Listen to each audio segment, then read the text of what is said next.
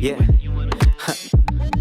Cadence through the ceiling, it's the vibe you give and running through my heart. Music drives my feelings, sending electricity right through my heart. It's today, hey. Hey everybody, what's going down? It's your girl Jay Renee, and I'm back. Woo! I missed y'all so much. And today we have a special guest. Give it up for Mr. Rock Daddy himself, Mr. Face Down Ass Up Word. Fat Pimp, aka Chris Hey. Murdaugh. Yes, go, man. Let's clap it up, ladies and gentlemen. Clap it up. Yes. What's going on? Oh my goodness. It's so much that have changed because what y'all don't know is we have the last time we interviewed, I had hair, you had a fade, and now we have swaps. So swap, long hair, don't care. Yeah, short hair, don't care. You know what I'm saying? I like the short hair, except when it get cold. Then I'll be like, ooh. Yeah. Ooh, feel like somebody breathing on my neck. I don't like that. But you know what's crazy though? Growing up, I never ever had hair. Like maybe a curl, just naturally curly, but actually having hair, I've never had hair before. So this has been gonna a like journey. it. This has been a journey. I've learned I gotta wash my hair and stuff. There's just so much oil in it. I gotta keep my scalp greased and stuff. So yeah, it's been a journey. The only thing I don't like about growing my hair out is that, I'm a thick girl with glasses, and sometimes I just be like, I don't want to go through that nutty professor phase. And I just had that afro just chilling. I'm just like, what do I do with it? It's too short to be put in a ponytail. Yeah. But it's too long to be slicked back. Like, that old school. Ooh. Slick back. But I'm really waiting till I get my Queen Latifah length so that way I can just get blowouts. I can be like, kick. No, that's right. Yeah, for sure. But what have you been up to, man? Well, where do I start? I got married. Oh my gosh, congratulations. And shot a ring. Yeah. I got married. That was a huge milestone. Never thought I'd get married. I always thought I was gonna be a dog forever, man. I got married. I lost my pops in 2024 for the 4th of July. At all days, man, 4th of July. So now like, I normally turn up on 4th. Now I gotta turn up for my daddy on the 4th. But I lost him on the 2024. It's crazy because I was ready to give it all up. And I remember right before he passed, he told me, he was like, man, you the man now. He was like, you the man, and I'm proud of you. When I heard him tell me that, it was like I got goosebumps. Cause I ain't never heard him ever tell me he was proud of me. That's my whole life. I've always wanted to hear my daddy say he was proud of me. So to hear him be like, man, I'm proud of you. I was like, all right. He said, don't let up on the music, I was like, all right, cool. Told my manager Derek how I was feeling, and Derek was like, it's time to change your name, bro. You keep telling everybody you gonna drop the Fat Pimp. So I kept running from it. And then he told me, man, 2025 is the year, bro. It's going either you gonna do it now or never. So Black Friday of 2025, I released my first single under Chris Murdaugh, and it was crazy because people was like, yo, your name's Chris? Hey, nobody knew my name was Chris. I ain't gonna lie, I did not know. I was like, who is Chris Murdaugh? I forgot my name was Chris. Like I didn't know what your name was, but Chris was just not in that list. No, listen. God bless the dead. My grandmama called me Fat. Fat has been my name since the beginning of time. So when people find out my name's Chris, it's like, the only people who used to call me Chris would be like girls who wanted to like show people they knew me. Oh, I know Chris. Something like oh, girl, you talking about Chris? Girl, everybody know Chris. Everybody know Chris. You be like, hell, I don't know Chris. Who is Chris? You talking about Pimp? Yeah, Pimp. Yeah, what? See? Yeah. And like that for me, and I'm gonna be honest with you, man. I coach baseball, and Little League baseball, and it was difficult when parents would run up to me and be like, "Hey, you a pimp?" I'm like, "What are you talking about?" My son was listening to your music. He says you're a fat pimp, and I'm like, "Oh God." So I just said, you know what? It's time. It's time. Yeah, you can still call me Fat Pimp because this is what they're gonna do, but whatever. And it's so crazy you're talking about kids listening to your music because, oh my gosh, you beat King DJ Chose, Party Boys. Yeah. And it was the fact we was wearing business clothes in the club. Mm-hmm. Like I don't know who authorized that and why was we doing that, I but we had was dress code. sweating. Like we Mm-hmm. was sweating. Like before sections, like if you had a section, it was probably just like an upper level. Right. And that's because the bottom one was like already full and Already, stuff. yeah, full, Yeah, yeah. it was just Uh, so I was just like, oh, all these sections now, baby. Look here, I'll be at home. mhm. I'll be at home. But what was that like for you? Because that was when it was really Dallas and Houston, and we weren't even Yeah. nobody was beefing, but No, we it was took over everywhere. Texas was a time to be alive in Texas, man. Like I remember going to the club, and if you had on a shirt that would show your sweat, it was gonna show your sweat, cause the preparation, I guess you could say, man, in the club. Even if you weren't dancing, everybody else dancing. We used to crank the heat up. You know what I mean? It was Man, a time to be alive, man. Man, R.I.P. Justin, man. I remember just being on the road doing shows, me and him, DJ Chose, and he used to just be crazy because the people that try to act so tough, you can't act tough when the girls are dancing. You not know a, what I mean? And I'm just being honest. Yo, I straight up, man. You can't act tough when the girls are dancing. It was a time, man. I enjoyed it because I stayed booked. People don't believe me when I say this, but when I dropped Rack Daddy, I was booked Wednesday through Sunday. Sometimes Wednesday through Monday. Sometimes I had like 5 or 6 day weeks where I was booked somewhere. It was beautiful. But then when we started dropping like Maserati and the face down there sub record, man, oh my God. I didn't have it like Wednesday through Sunday, but I guarantee you I would have Thursday through Sunday. It would be the club and the after hours. what's that TikTok club? Another club, another Another club, club. another club. Yeah. Yeah. And yo, then check this out. I don't think I ever told nobody this. Then I got a call from this lady named KK. And I never forget this. KK was like, "Man, I got a different lifestyle type of club." You know what I mean? I'm like, "What you mean?" She said, "I'll tell you when we meet up." So I met up with her. She gave me my deposit. She said, "Now look, Fat Pimp." She said, "I'm the queen, king, slash whatever the gay community." I'm like, "The gay community? What you mean?" She was just like, "Man, Big Yo's." I'm like, "What is Big Yo?" She was like, "Man, listen, I just need you to come in here with an open mind, have a good time." So I'm like, "All right." I remember my first time doing the show with Big Yo. And it was crazy as hell there, man. Like, I was like, man, this is wild, man. But they showed me so much love, and then it opened up a whole nother door because now you got a whole community of people who've been your supporter, but didn't really know if you was an ally or a hater. You dig what I'm saying? It turned into a whole nother avenue, man. So like during Pride in Texas, man, I began booked Houston to Dallas, Austin, Killeen, so it's like I got best of both worlds, you know what I mean? And I don't think I ever shouted out KK and Big Yo for like really opening up that dope, man. So shout out to them. Man, it was just oh my God. Ratchet. Yeah. We kept Charlotte Roos in business. Yeah.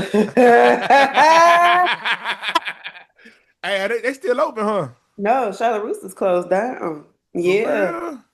Say goodbye to the Man. spaghetti straps. My wife, I remember when I first started dating her, and she had all them clothes from there, man, and the shoe boxes. Cause like if you wanted to dress like kind of bougie, I guess, a little bougie but ghetto at the same time. Oh man, yeah, Man, look, it was Charlotte Roos, Westfield, yeah, West 579, Hill, yeah. and what's Booyaka. Ah, no, you did. You had to Yeah, yeah. It was a time you had to be there with a bow in your head. with a bow in your head, man. What's up, though? So, I mean, oh my goodness, from gaining that stardom, and then it just kept growing and growing. Like you said, Maserati Yeah. and I Rag Daddy. That's the reason why nobody had no kneecaps now. I just want to go ahead and put that out there because we was just dipping. Why was we dipping? Had no business dipping. Hey, listen, Shaking it real fast, dipping it real slow. Why would you say that? Because if I I do that, I ain't don't coming know. back up. I'm not But you know coming what's up. funny?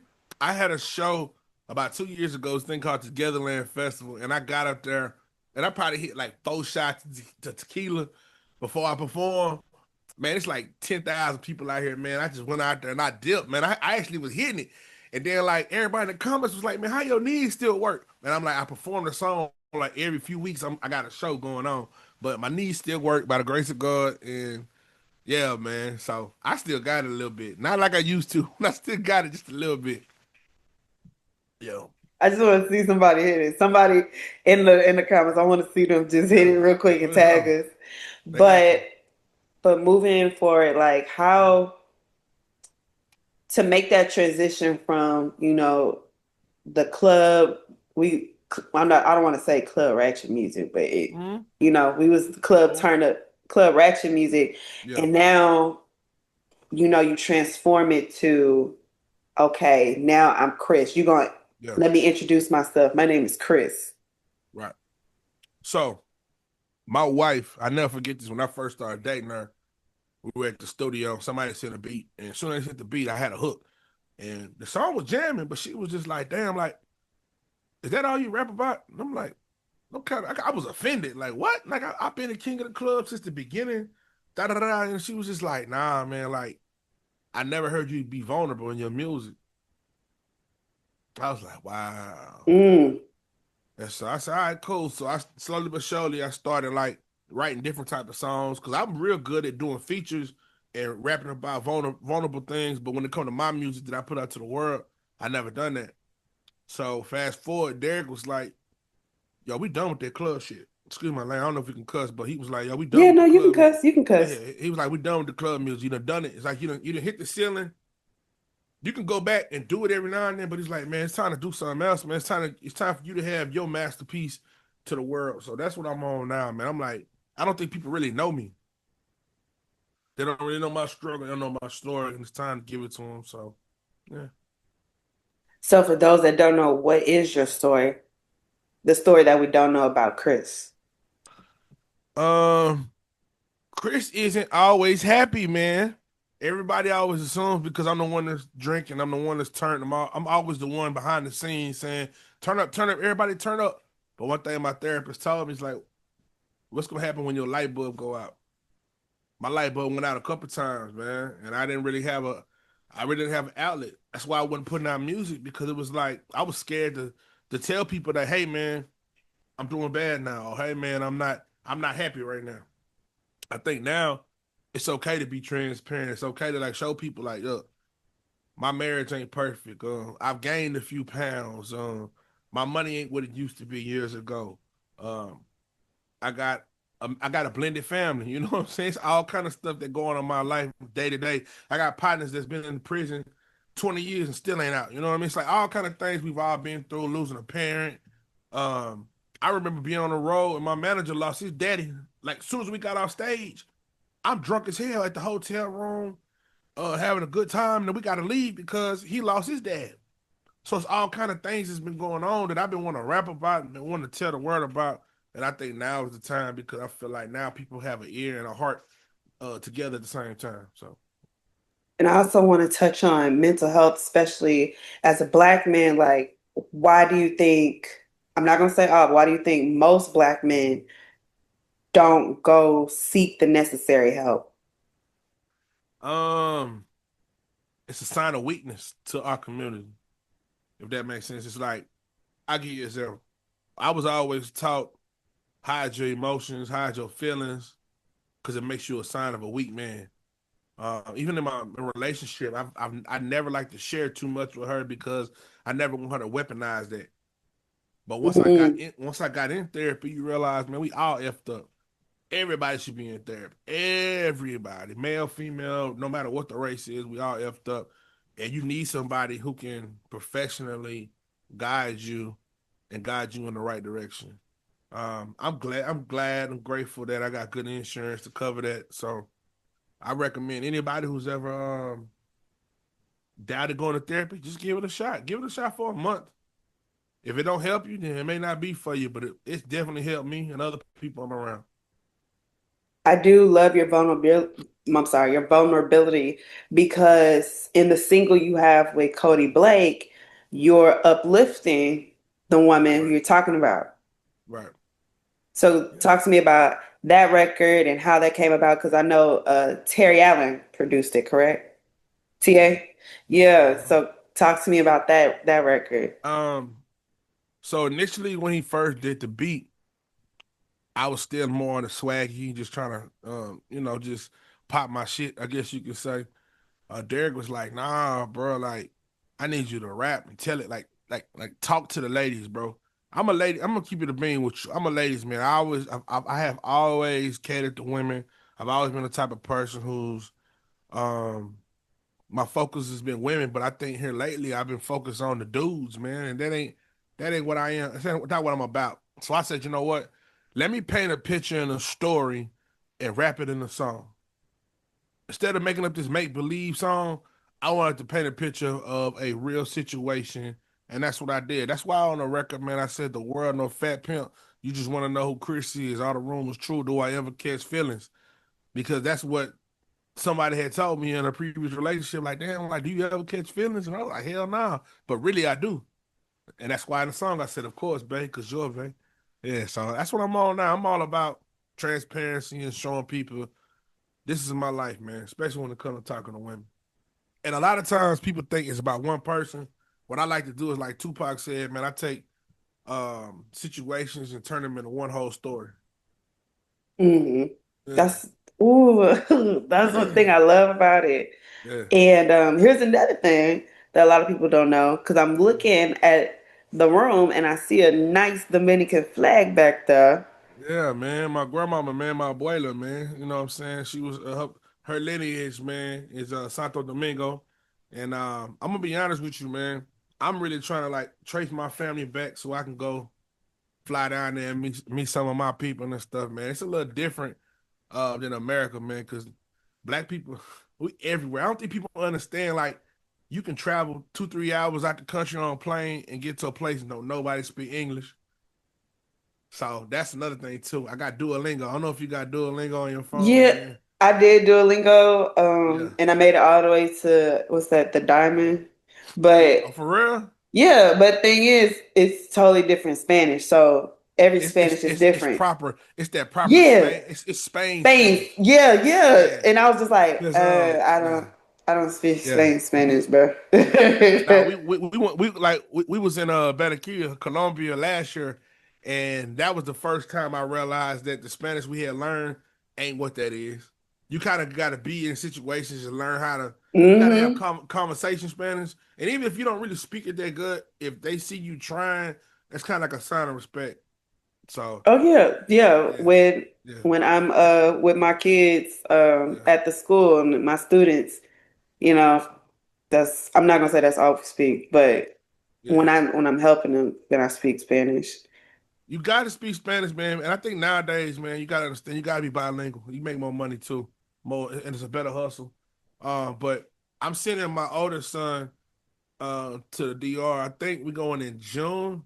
So he plays baseball, and I got a buddy of mine. He got a team out there. He trains players out there. So I'm sending him out there so he can get right, man, and come back with a little hunger because seeing kids that have like nothing, and I mean nothing. They have nothing and they out there giving it they all and they still successful. I want my son to go out there and see that and develop that hunger too. I want to talk about balancing. Mhm. You know, you working, you being a father, and you still making time for school events at the same time being being a coach. Like you have all these different hats and you're still being able to divide your time equally amongst everything. Man, the number one thing in life to me is time. And what I try to do is every day that I wake up, every minute, every hour, I try to make sure I do something that if it was all gone tomorrow, the people around me will say, you know what, man, he did as much as he could. So when it comes to my kids come first over anything I got going on. I try to make every event. I don't care if it's big, small.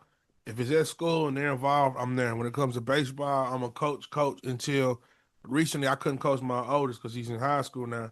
But my baby, I've been on the sideline with him, and I've developed so many relationships by coaching other people's kids that everybody call me Coach Chris. When I see him out in the box, hey Coach Chris, hey Coach Chris, that's a great feeling. When it comes to my relationship, I have a supportive wife, man. Like when I got shows and she got to work, she'll sacrifice, her work schedule and do what she got to do to make sure I'm able to go out of town and do what I need to do as an artist. And that's something that is rare. And I'm not used to that. I'm not used to a supportive woman. I probably never had a supportive woman ever in my life.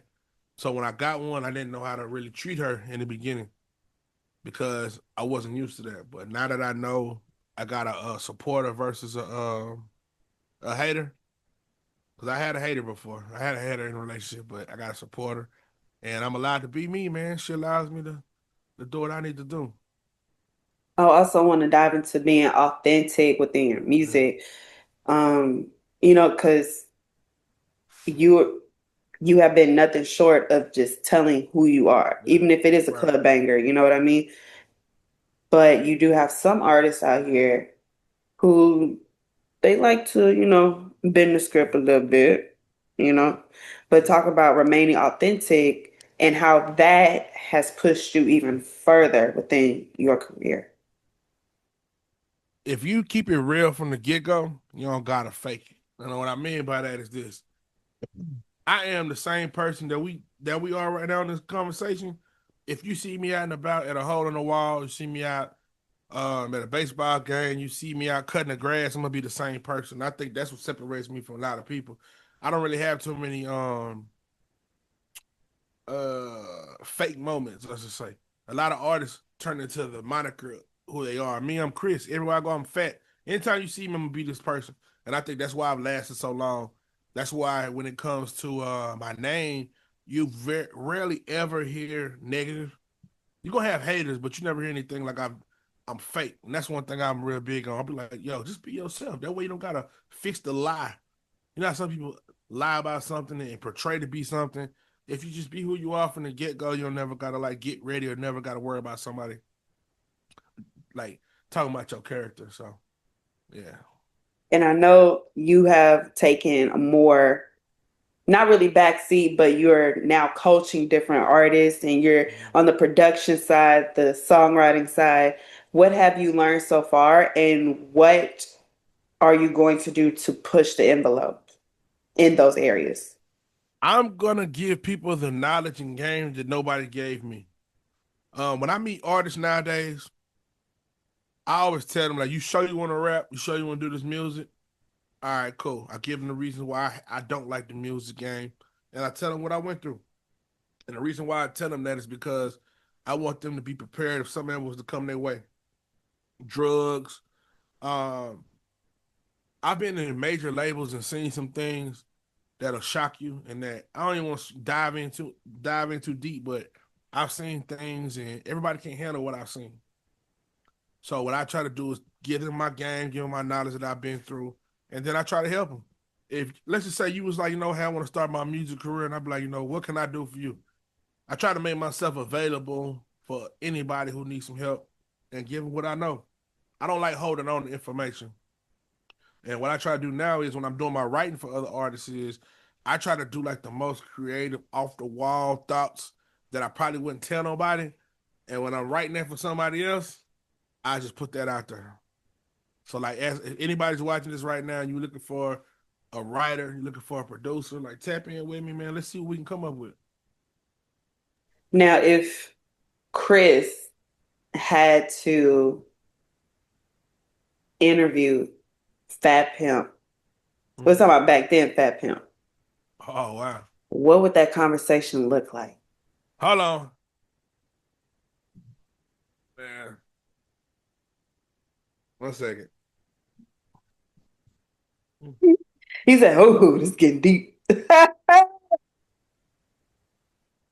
Hey man, I tell Fat man, listen, bro, you're lazy. You're lazy. You're not grinding hard enough, man. Yeah, you created a sound, but now people are copying your sound. Now it's time to create another sound. I would have told myself, don't give up on yourself, man. Avoid the late nights, man. Going to the club. I was in the after hours all the time. I think that's what really like tarnished my brand because when everybody would go home 2, 3 o'clock in the morning after they eat, I was going to Pink Monkey. I was going to all the little hole in the walls, hot rollers, and all the strip clubs. And what happened is I became a product of the late night, and I got lazy. I started getting comfortable. I started enjoying the walking up to the door, and they're like, "Oh, Fat Pimp here, man. Let's let him in." And they throw the mic in my hand, like, "Here you go, perform." And what happens is you go from getting thousands and thousands of dollars to perform to, man, I'm gonna just pay him this because I seen him in the club last night. I would tell myself like, "Hey, treat yourself like a celebrity. Do your job, go home, or go to the studio. Nothing else." I would tell myself, there's always somebody gunning for your position. There was a point in time where I felt that nobody could touch me. There was a point in time where I felt like nobody could ever reach the heights that I've reached. And the next thing you know, you got Beat King, you got DeRoe. You know, then even arrogantly, I was still feeling like I was better than everybody. And I remember Yellow Beezy came and all these different artists came. It was like when Sauce Walker dropped, I was like, yo, like damn, like it's so many people that have surpassed where I thought I was. And so I would tell myself, keep grinding, man, keep doing what you're doing and grind harder. For sure. So I want you to tell everybody where can they hit you up, and for any production, writing, ghostwriting, or any type of writing, or even music consultation, where can they hit you up? And also, where can we find the newest single from you and Cody Blake? All right, that's the first most important thing right now. The brand new single is called Right One by Chris Murdaugh featuring Cody Blake, produced by super producer TA. You can get on any digital streaming platform and find it. Type Chris Murdaugh, type Right One, type Cody Blake, you'll find it. And if y'all want to tap in with me, it's still IMFATPIMP on Instagram, X, Snapchat. It's official Fat Pimp on TikTok. If you a gamer, it's now Roll Me Up on Xbox and PlayStation. And if you can't find me on none of that, just type my name in. You can still type Fat Pimp in. It's gonna still link you to all my new music and to my new journey. And I want to work with you. I want to work with any writer, any producer, any artist. If you somebody that just wants to try it as a hobby and you need some help, tap in. Just tap in with your boy, man. Tap in. Man, and hold on. I got a new TV series that I'm in right now, that I'm shooting currently. I got about 24 movies that I'm in. So we didn't even touch on that. I've been acting. 24 movies. Yeah. 24. Yeah, and listen. Hey, Idris Elba. Hey, that is something you might want to go ahead and talk about real quick. Yeah, because you got to understand, like, that's another bag that I've been in my whole life. I always wanted to do the acting, man, but as of right now, I'm shooting this film right now. I'm going to tell you, it's no cap. The name of the TV is going to be called I Want It All. TV series is going to be called I Want It All. We just wrapped it up last Sunday. So that's going to be a TV series coming out, and I got a lot more movies out, man. Sir Charles' Christmas Story, that's on Tubi right now. I'm in a new 33rd movie that's out right now. Smoking Ashes, I'm a police officer in there. I got a lot of stuff going on, so tap in with me, y'all to see it, man. Already heard it, y'all. Tap in with Fat Pimp. Well, matter of fact, tap in with Chris Murdaugh. Yes. Yeah. Thank you so much for allowing me to interview you again. And man, how long has it been since we interviewed? It's been some years, man. Yeah, it's been some years. I was on radio then. But next time it won't be so long.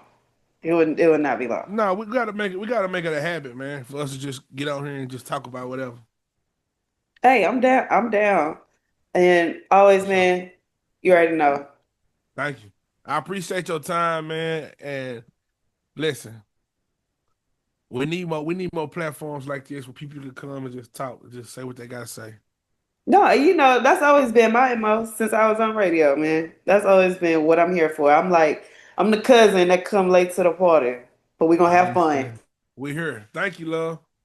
All right, Chris. Catch you later, man. All right, for sure. Hey, everybody. What's going on? It's your girl, Jay Renee. You know I always got something to say. Bringing you new episodes and new guests on your Talk With Me podcast exclusively on YouTube. Like, share, and of course, subscribe. And follow us on IG too. All right, y'all. Bye.